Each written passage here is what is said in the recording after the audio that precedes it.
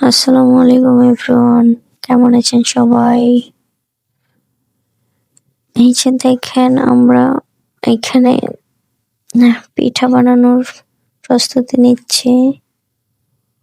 শীত তো প্রায় চলেই যাচ্ছে, তো এখনো আমাদের পিঠা খাওয়া হয়নি। আজকে ভাপা পিঠা বানাবো।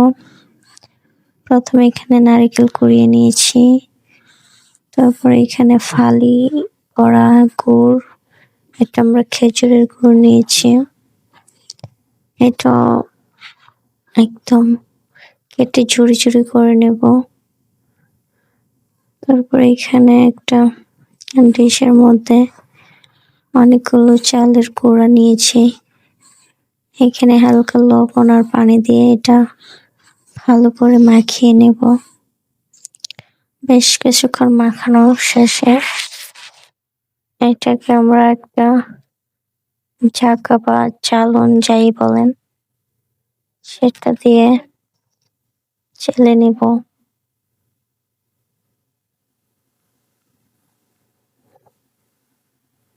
এভাবে ভালোভাবে চালতে হবে। তারপর একটা বাটিতে কিছু চালের গুঁড়া নিয়ে এইখানে কোরানো খেজুরের গুড় আর নারকেল দিয়ে দেবো।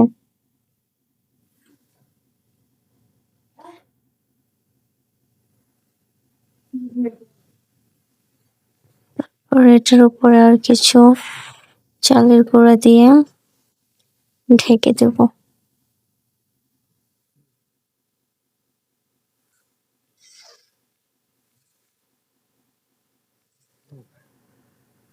ভাপা পিঠা অনেকভাবে বানানো যায়, আমরা এই টেকনিকে বেশি বানিয়ে থাকি।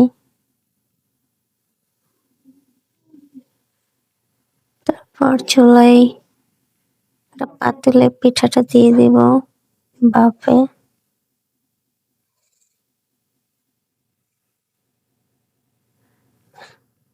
এই যে দেখেন আমাদের ভাপা পিঠা তৈরি হয়ে গেল। একদম গরম গরম ধোয়া ওঠা পিঠা।